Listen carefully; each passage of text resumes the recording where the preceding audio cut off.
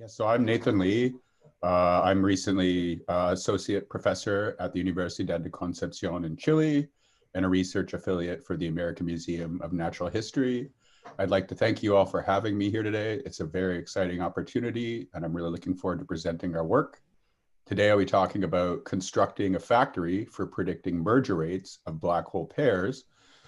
And before beginning, I'd like to highlight the significant contributions of my collaborators, Nick Stone, who's at Hebrew University, and his great skills with diffusion-based problems and solving PDEs, and Jeremy Webb, who's at the University of Toronto, and his significant expertise with running numerical simulations of star cluster evolution. And so let's start at the beginning, like all good stories do, with a few simple definitions. So what is a star cluster? A star cluster is shown here in the upper left inset. And these are gravitationally bound collections of stars. They can be home from anywhere from a few hundred to several million stars. Massive star clusters, like the one showed here, are as old as the galaxy itself, about 10 billion years old. And the densest clusters can reach central densities as high as 10 to the 6 stars per cubic parsec, which, to put in that perspective, is about 1 million times higher than in the solar neighborhood. At such high densities, the rate of collisions is also very high. And so the individual point sources of light that you see here do collide with each other directly, usually of order once every million years or so. So let's consider zooming in on the cluster and being able to resolve each point source of light that we see. What you would find is shown in the lower right inset here. And so the takeaway message from this is that most point sources of light are isolated single stars, not directly gravitationally bound to another star, but just to the potential of the host cluster. But we also see a number of unresolved binary star pairs. And so these are gravitationally bound to each other directly, while also being bound to the cluster. And we call these binary star systems. And so what is a binary star system? As I said, they're gravitationally bound pairs of objects, and they can be defined according to many parameters, typically called the orbital parameters. And one example is the component masses of the binary. So in this particular case, we're actually showing the sun with an Earth-like analog, a planet in orbit about the sun. And so we can look at the component masses. So for the sun, the component mass is 1 solar mass, whereas for the planet, it's about 5 orders of magnitude smaller in mass.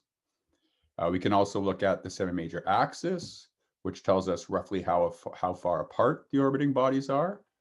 The eccentricity tells you how elliptic the orbit is. More elliptic orbits have higher eccentricities. And the binary phase tells you where in the orbits the objects are and ranges from 0 to 360 degrees. So the planet can go around its orbit once, and when it returns, it's done a full 360 degrees.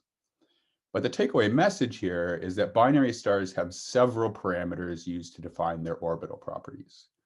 And these orbital parameters decide, for example, merger times for black hole binaries due to gravitational wave emission. But when and how might these orbital properties change?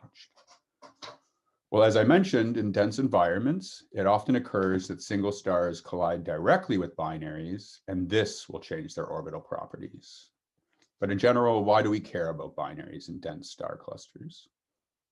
Well, one of the primary interests today is for making black hole binaries that later merge and are detected via their gravitational wave emission. This is called the dynamical channel for making black hole binaries. And how does it work? Well, let's consider zooming in on the core of a dense star cluster, such as the one shown here, 47 Tuc. We'll find a particular black hole, and we'll follow it as it orbits throughout the cluster. It's only a matter of time before it encounters a binary star system, and a gravitationally bound chaotic interaction ensues. And the way these interactions tend to unfold is they tend to continually break apart into these hierarchies, with a temporary single going on a prolonged excursion, as shown here, leaving behind a temporary binary star system or a temporarily close gravitationally bound pair. This breaking apart into hierarchies continues. Sometimes the excursions are short-lived, sometimes they're long-lived. But if all particles are point particles, such that no collisions are possible, then the interactions inevitably end with the ejection of one particle to spatial infinity, leaving the other two particles bound in a binary. And importantly, it's usually the least massive object that is ejected from these interactions. And in star clusters, its black holes tend to be the most massive objects. So there goes the least massive object in the interaction, and the interaction is now over. So black holes tend to be the most massive objects in star clusters. So when these black holes encounter binaries, we often get what are called single binary exchange interactions, where we are systematically exchanging black holes into binaries. And we can now imagine we have this black hole star binary pair traveling throughout the cluster. Another black hole comes in, another chaotic three-body interaction ensues, ending with an exchange. And we would be left with two black holes in a binary star system that could later merge and be detected via their gravitational wave emission. And so this is the dynamical channel for making black hole binaries. Okay, but what we want to know how do single binary scatterings, if, for example, what you just saw was a scattering, so having each pair of particles, each pair of objects coming in from spatial infinity, we call this a scattering experiment. So how do single binary scatterings, as occur in dense star clusters, modify the distributions of binary properties over time? And do they make a big difference to black hole merger rates? Well, to calculate this, what we can do is derive a Boltzmann or diffusion equation to evolve a population of binary star systems forward through time due to single binary scatterings in dense stellar environments. And so we'll consider a population of binaries all orbiting within a star cluster. And this is analogous to a population of binaries in a thermal bath, with heat being transferred from the binary stars to the singles via single binary interactions, providing a heat source in the process. And so given initial distributions of binary orbital parameters and the host cluster properties, the diffusion equation can evolve the binary population forward through time due to dynamical interactions between single and binary stars. And I've written here just a very simple version of a first order diffusion equation to convey the general concept. Basically, we balance the rates at which binaries populate the different bins in orbital energy in this case. Binaries flow into each bin and out of each bin due to single binary scatterings. And the key point, or the key thing to highlight, is this function right here. Since this is the critical ingredient, since it provides the outcome distributions for three-body scatterings. So the first step in this project was Stone and Leigh 2019, where we derived the required outcome distributions for chaotic regions of phase space, such that we no longer need to perform simulations of three-body interactions. Thanks to this function, we now have an analytic function describing the outcome probabilities to work with, and can build a completely analytic diffusion-based model with these probabilistic functions. And so in doing this and building this diffusion-based model, what we gain is a technique that is independent of computational methods to understand the dominant physics evolving binary populations in dense stellar systems. And this is potentially a game changer for the problem, which is very difficult to tackle with computers, since the addition of binaries makes the computations prohibitively expensive. But because the method is analytic, we can sweep through the parameter space of initial conditions with minimal computational expense. And so briefly, just to show you how well our analytic model, this probability density function that we've derived, reproduces the simulated data. So we show the distributions of final binary orbital energies on the x-axis as a function of the total initial interaction energy. And this function gives the probability of obtaining a binary in any given bin in orbital energy post-interaction. So the solid lines show our simulation results, the dashed lines show our analytic predictions, and the color coding indicates different initial binary orbital eccentricities, which changes the total interaction angular momentum. Our method reproduces the simulated data quite well, and we even improve upon all previous attempts because our method, this was the first time we were able to do this from first principles. And so we get better agreement between our simulations and our theoretical predictions than was possible before. But one really cool thing that came out of this is the final distribution of binary orbital eccentricities post-interaction. And so again, we have the probability of obtaining any given orbital eccentricity, or the probability of obtaining any given orbital, the probability of obtaining a binary in any given bin in orbital energy. And I will highlight, so first of all, the black dashed line shows the classic Hegge result, which assumes steady state balance between binary creation and destruction. And this is just a thermal eccentricity distribution. And I'll highlight the green and the yellow curves, which correspond to the very low angular momentum limit. And for these cases, we find suprathermal eccentricity distributions. So our formalism potentially predicts more eccentric black hole binaries from the dynamical formation channel than previously predicted, which could enhance the rates of black hole binary mergers due to gravitational wave emission. But the takeaway message here is that with this new probabilistic theory, simulations of the general three-body problem do not need to be performed anymore, since we know the probabilities for any given outcome. So we can now construct a purely analytic model to do the diffusion-based calculations that we're after.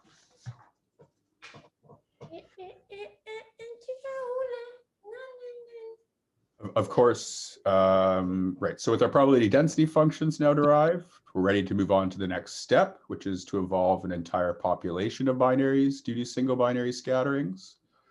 What we really want is... Sorry, Nathan, we just have a question, if you don't mind. Oh, sure, sure. Sigurd, do you want to go ahead? Yeah, sure. Can you hear me? Yes, yes. Yeah, so on the previous slide, I just wondered how, so there's some scatter in the numerical lines, right? The expensive ones. Yes. I wonder is that scatter big enough to explain the whole difference between the dashed lines and the solid lines, or can you actually measure that there is a deviation here? Could you repeat the question? So you're asking how good our agreement is? Yeah, exactly. Yeah. I think yeah, it's a little hard to see here. It's been a while, so I suspect that it's just due to the number of simulations that we lost. But we've done extensive subsequent work, since there's all sorts of tests you can do to test the robustness of your model. We just perform the scattering experiments, generate our distributions, and then compare to analytic distributions that we see. Yeah, running more sims was the thing I was going to suggest, but if it's expensive, then yeah. You also get, like, it helps predict which of the three particles will be ejected, so we can test that. There are all sorts of additional tests done on top of this, and I agree, the data, they're clearly suprathermal, but yeah, we could get into the data analysis a little more robustly. Maybe we could talk about that afterwards if you wish.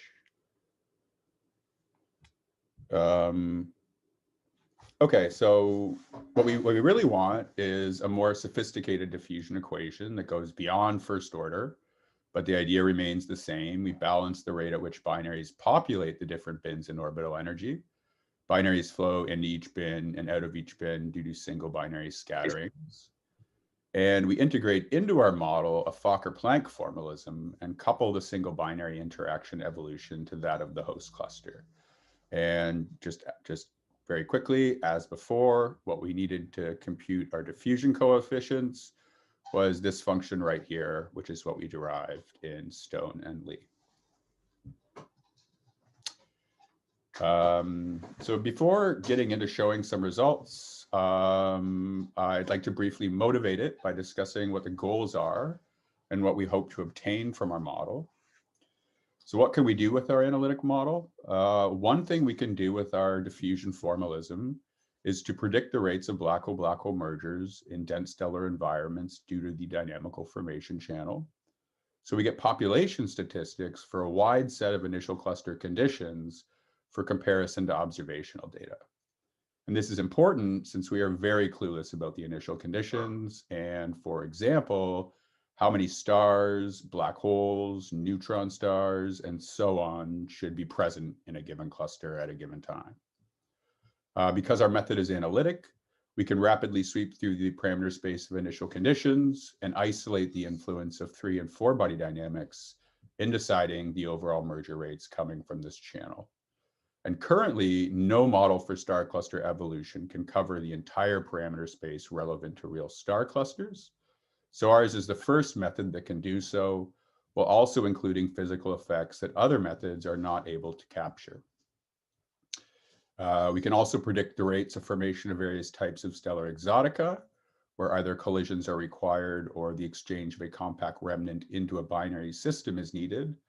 And examples include the formation of low mass X-ray binaries, where you exchange a neutron star into a binary star system, millisecond pulsars, which are thought to be evolved low mass X-ray binaries, where the neutron star is accreted and been spun up. We can do blue straggler formation in the collisions of main sequence stars, runaway collisions, and seeding supermassive black holes. We're expanding to include binary-binary interactions in our formalism, and so on. And so by our method being able to compute simultaneously for a given set of initial conditions, population statistics for all sorts of exotic binary populations that are all measurable in star clusters, we can use all of this to break degeneracies and isolate which initial conditions actually must have been the ones to evolve to give us what we see today. And so it's very important to be doing these calculations self-consistently and complementarily, since the numbers and properties of the exotic binary system should ultimately correlate with the black hole merger rates. All right, let's look at what happens when we solve our diffusion equation and evolve the distribution of binary orbital energies forward through time due to single binary scatterings. So what we're going to do is we're going to begin with a one-zone model where we assume that everything that happens in the core stays in the core. So we have single binary interactions happening in the core, and we assume, so when a single binary interaction ends, the single star gets ejected, and the binary gets a recoil velocity decided by linear momentum conservation. And it can occur that the recoil velocity is large enough for the binary to get kicked out of the core. And this does happen in our simulations. So we'll start with this one zone model, and we'll see how good the agreement is between the n-body simulations and our predictions from our diffusion equation, and how important not having this additional sinc term in actually is. But then we'll move on, we'll improve upon this and go to a two-zone model where we allow for binaries to flow in and out of the cluster core. So starting with our one-zone model, we can integrate analytically over our diffusion equation for a period of 100 relaxation times, shown at different times via the colored dashed lines. The x-axis shows the final binary energy post-interaction, normalized by the total interaction energy. The y-axis shows the fraction of binaries in each bin in orbital energy, and this is exactly equivalent to the function we derived f of EB in Stone and Leigh. The black line shows what we assume for the initial distribution of binary orbital energies, and it is called Upik's law. And this is just an analytic power law distribution motivated by observations of young binary populations thought to be unmodified by dynamics. And so there's the power law there with the power law of -1. And so I'll highlight the left end is the wide end where wide binaries reside. And the right end is the compact end where compact binaries reside. And what we find is that we start with more wide binaries than compact binaries. But over time, the evolution tends to make these binaries more compact. And the reason for this is simply because these single binary exchange interactions tend to systematically impart additional kinetic energy to the singles. So singles tend to leave with more kinetic energy they came in with. And so that's providing both a heat source to the cluster while also making the binaries more compact. We also see depletion in our binary population.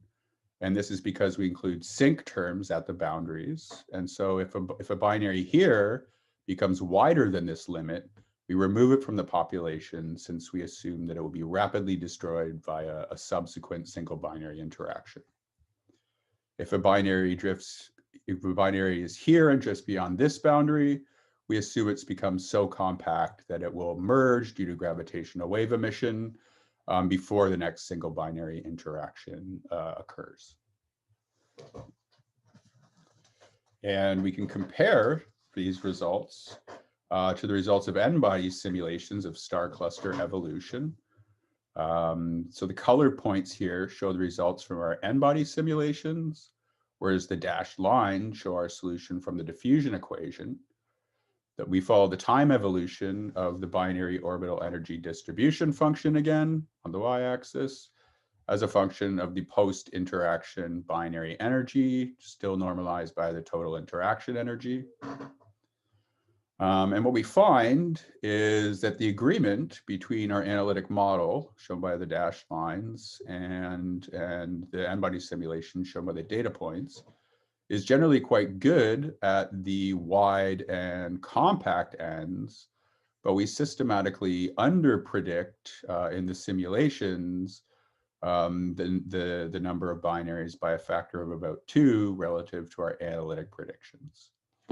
So let's see how we can improve upon this by going to a 2-zone model where we allow for binaries to flow in and out of the cluster core, and if we can improve the agreement in this region.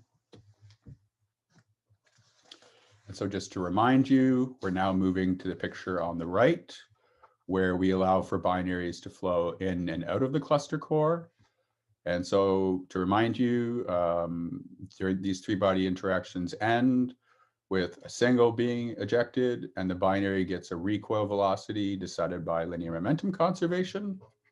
But once the binary is out of the core and it's in the halo, since we assume all equal mass particles for these simulations, the binaries tend to be heavier than the other stars in the system.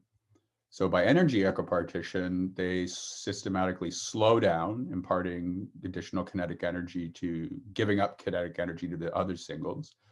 And they sink deeper in the cluster potential and can drift back into the core due to mass segregation. So we need both. Sorry, Nathan, you have 5 minutes. Okay, almost done. So we have a sink term to remove binaries and also a source term to put them back in when they migrate back in due to 2-body relaxation. And so let's look at the time evolution of our 2-zone model.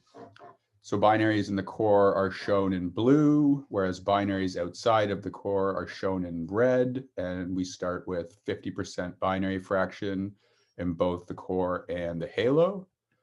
And if we let this evolve, what we see is that the core population tends to evolve faster because of higher densities, both in terms of losing the initial population to the halo, and also draining into the hard soft boundary beyond which the binaries are destroyed or ionized. So the takeaway message here is that by playing around with our boundary conditions, which are decided via sink and source terms in our Boltzmann diffusion equation, we can improve the agreement between simulations and our analytic model quite substantially. The parameter space is huge, unfortunately, and which sink and source terms are important change with the properties of the host cluster. So the next step is to understand how and when these correction factors should be implemented for the entire parameter space relevant to observed star clusters.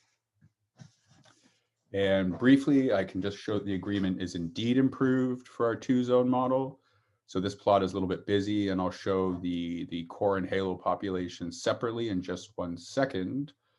But just to what we're showing here is the colors show the binary distributions at time t equals 0 in black, after 12 core relaxation times in blue, and after 100 core relaxation times in green. The dashed lines and open dots show core binaries, whereas the solid lines and solid dots show halo binaries. And let's take a look at the core first. So looking at the core, we find excellent agreement between our analytic model and the results of numerical simulations. However, the error bars are large, so the agreement is typically good to within 1 standard deviation or less, but the error bars are large, and this is because at any given time, we typically have of order 20 to 50 binaries in the core, and more like 150 to 200 in the halo. So we have better population statistics out in the halo. And so if we look at the halo, this is what we see. Again, we see overall good agreement with the model and with simulated data and the model agreeing to within typically about 1 standard deviation or so. And so indeed, by adding additional sink and source terms, we are able to significantly improve the agreement between our numerical simulations and our analytic model. And just to conclude, so what can we do with our model? Well, as I said, we can predict the rates of black hole mergers in dense stellar environments due to the dynamical formation channel with minimal computational expense as a function of the initial conditions. Similarly and complementarily, we can predict production rates for other types of exotic binary populations. So we get population statistics for a wide set of initial cluster conditions for direct comparison to observational data. And by comparing subsequently to empirical data, we can then work backwards to constrain the initial conditions in dense stellar environments. But how does this work? Well, one example of this comes from the fact that our method can predict the peak density a cluster should reach during core collapse. So let's look at a particular cluster with a high central density, such as the one we began with, 47 Tuc. Well, the way this works is that as star clusters evolve, heat flows from the core to the halo, causing the core to contract.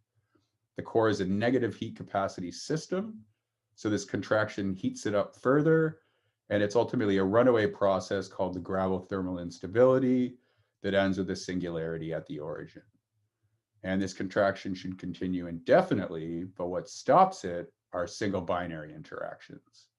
And this is because on average, the ejected single leaves with more kinetic energy post-interaction, providing a heat source in the core. So with our model, we can compute the exact point and the corresponding peak density at which the rate of energy flow out of the core due to two-body relaxation exactly balances the rate of energy flow into the core from binary single interactions. And so this immediately informs us about the underlying binary population, since, for example, if we see that very high central densities are reached, then this could suggest low binary fractions, since there are apparently too few binaries to supply the needed heat source, right? If you see a very, very high central density, one way you can explain that is just if there are insufficient binaries in there, then you'll have to keep going to higher and higher densities until the rate of single binary interactions increases significantly that heat source to become sufficient to bounce the cluster out of core collapse. And that's it for me. But before concluding, very quickly, I'd like to advertise a recent textbook called Moving Planets Around. Please check it out. It's if you're interested in celestial mechanics and designing versatile software environments for use in astrophysics-based research. Our focus is on exoplanet systems and teaching undergraduate and graduate students how to get directly involved in and contribute to peer review level research in computational and theoretical astrophysics. And thank you again for having me, and I'll take questions. Thank you very much, Nathan, for that very interesting talk. So we have some questions. First, we'll go with Mathieu. Hi, yeah, thanks. This was very interesting.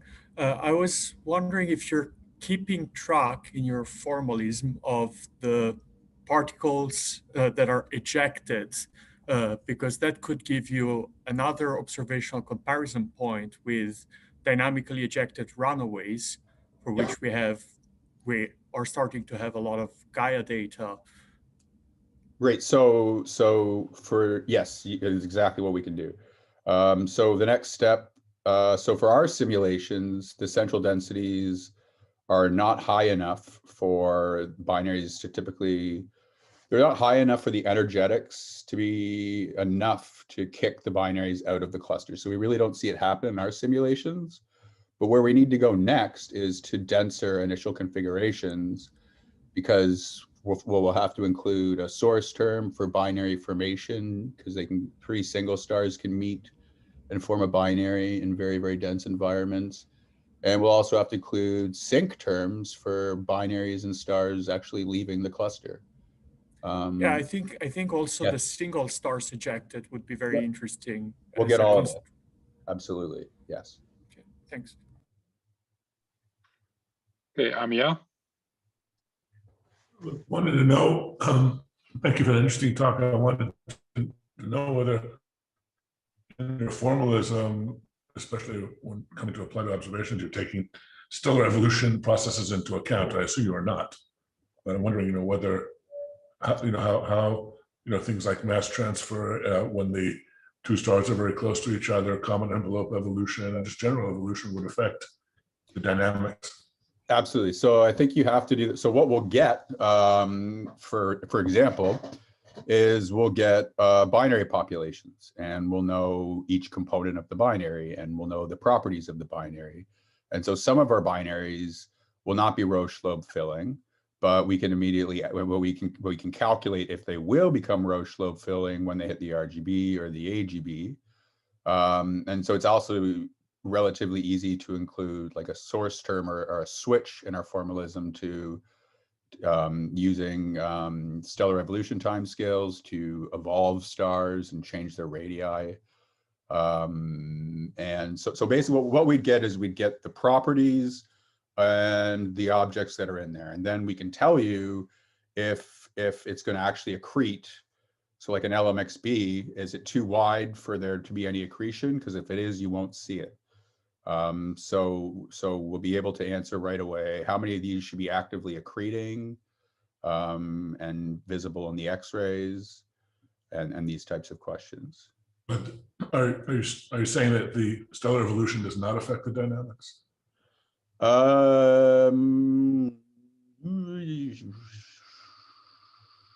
Generally, no. I mean, it affects the dynamics by changing the properties of the objects, so making them more. So, for example, when you turn a red giant or an AGB into a white dwarf, you've changed the radius, and so now its collision probability has dropped substantially.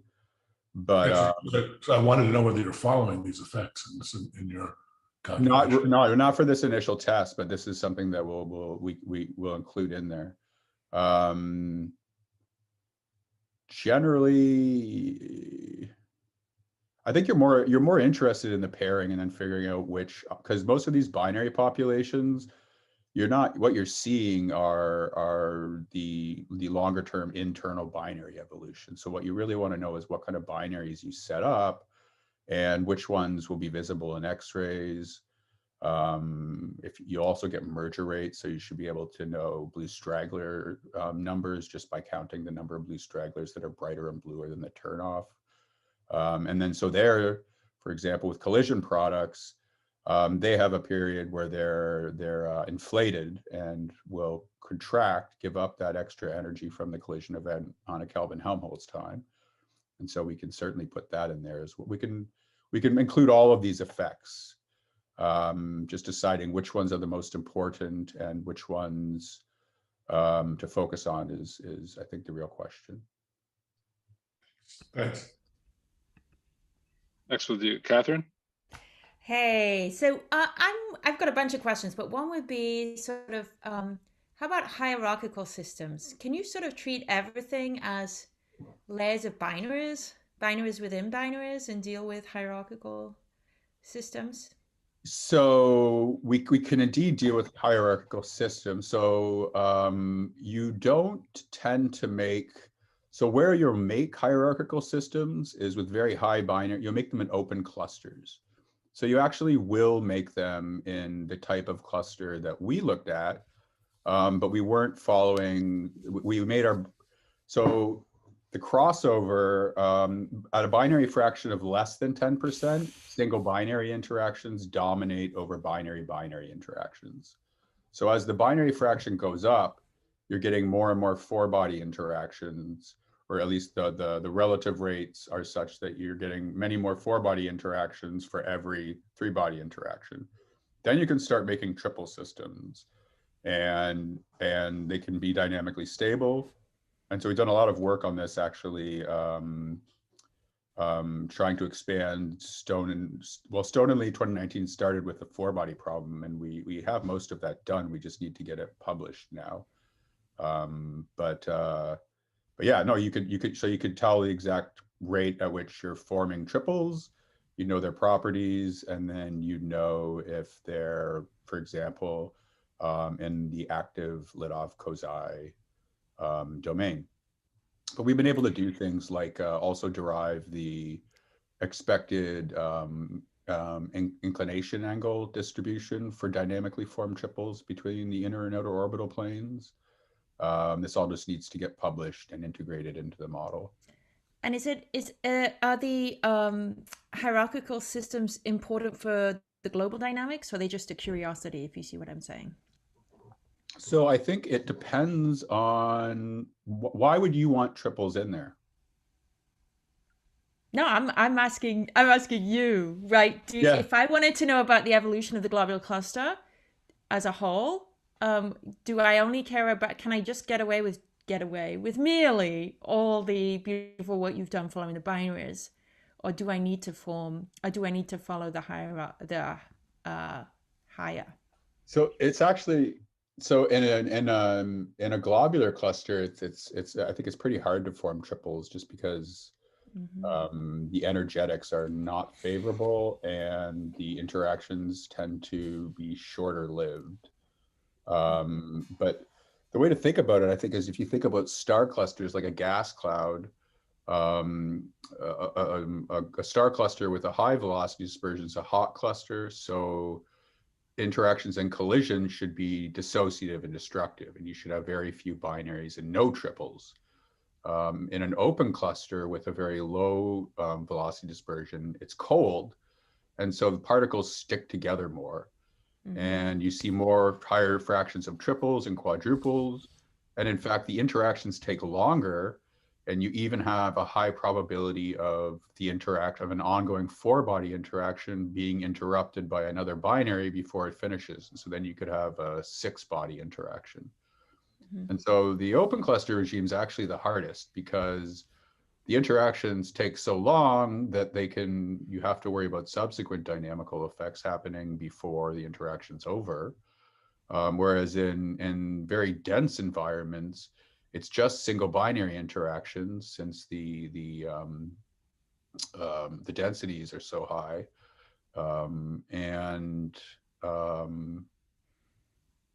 they're fast. And so all of the assumptions going in, for example, to Monte Carlo simulations are actually pretty good. Like if they don't have to worry about interruption, which is something they would not capture with a Monte Carlo simulation of star cluster evolution.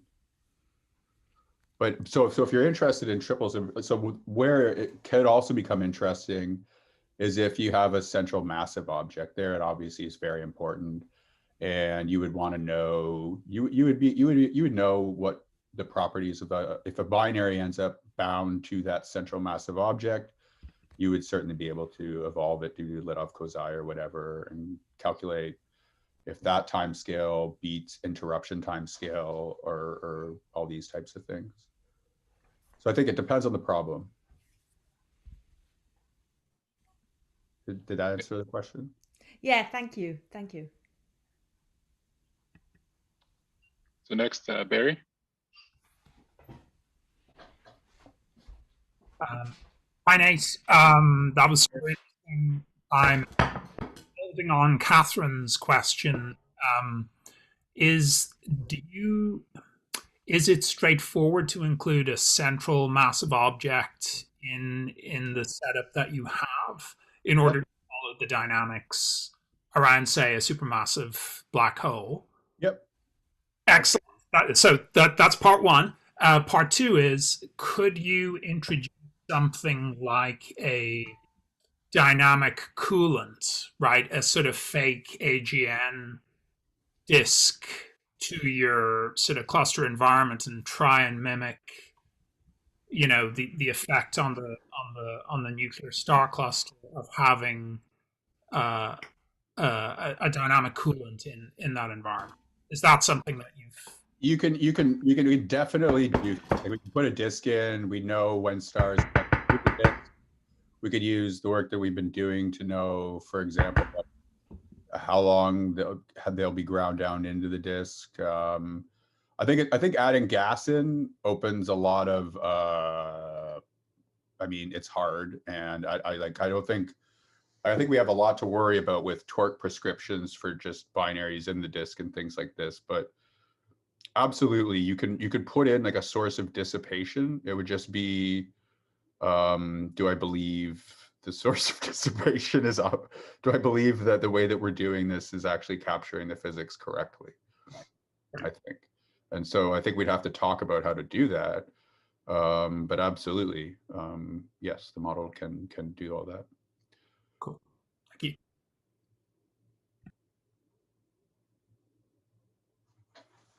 you. So I had a question for you. Yesterday, Blakesley Burkhart and I were discussing a paper that was trying to constrain the initial mass function for globular clusters and ultra compact dwarfs. And people are also talk about this a lot for early type galaxies. And one of the issues, of course, is that the present day mass function may differ from the initial mass function due to dynamical effects in those systems. Right. Is this something that you've worked on or thought about? Can I just post it in the chat window a paper? Sure, Leigh, yeah. Leigh and Webb 2017. Yeah, we do. We know so basically, if you can measure the mass function in the stellar mass function in a cluster at the present day, and you can measure its in total integrated luminosity, so its total mass at the present day, then we have a formula that allows you to calculate the initial mass of the globular cluster when it first formed. We have to assume that we know what the IMF was, though.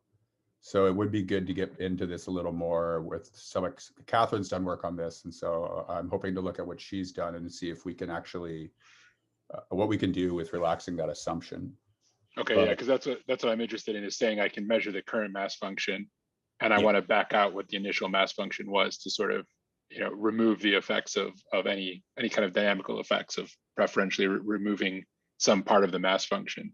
Yeah, so I think where you end up with trouble is the heavy end of the mass function. Though the lighter end is generally what you can measure below the main sequence these days, right? And that's all just two-body relaxation. And the orbit through the cluster just accelerates the rate. If it's deeper in the potential, just accelerates the rate at which it happens. But if you're worried about like the upper end of the IMF, I think that's a different and challenging problem because well, I need to think about it actually. That'd be a really fun problem. Is that what you are interested in? Like more about the high mass end of the IMF? Personally, I am. I mean, people are very interested in the low mass end, but I mean, they're all sort of linked together, Yeah. right? And I'm personally more interested in the high mass, but just kind of a general random question, just because it was in mind, yesterday exactly. So this is convenient to be able to ask it now. So No, it would be really interesting to sit down and think about some scenarios that would break what we did, and like if we had like one massive object in there, or even just like a binary black hole kicking things out, it changes the mass loss.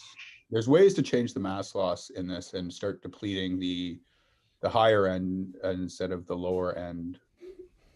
Deplete the higher end quicker than the lower end, because everything in the core will tend to be heavy, and if you're having strong interactions, you can eject things fast. So I'd love to talk about that more, actually. Yeah, definitely. Catherine, do you want to jump in? It seems yeah, I do. I do. How could you tell? So picking this up with the conversation we were having, Nathan, you brought this up. Of course, you're going to guess what I'm going to say, but you should look at the tails, tidal tails. So if we look, and you said that this morning, Nathan. So if we look at the mass function in the tails, and the density of the tails is telling us something about mass loss rate. So the problem would be how far back in history you can do by going out along the tails. Hopefully you would see the mass function change, which would be really cool as you went out along the tails. Yeah. So I think there's something here. I think we're forming a collaboration, Chris and Nathan. This would be really fun.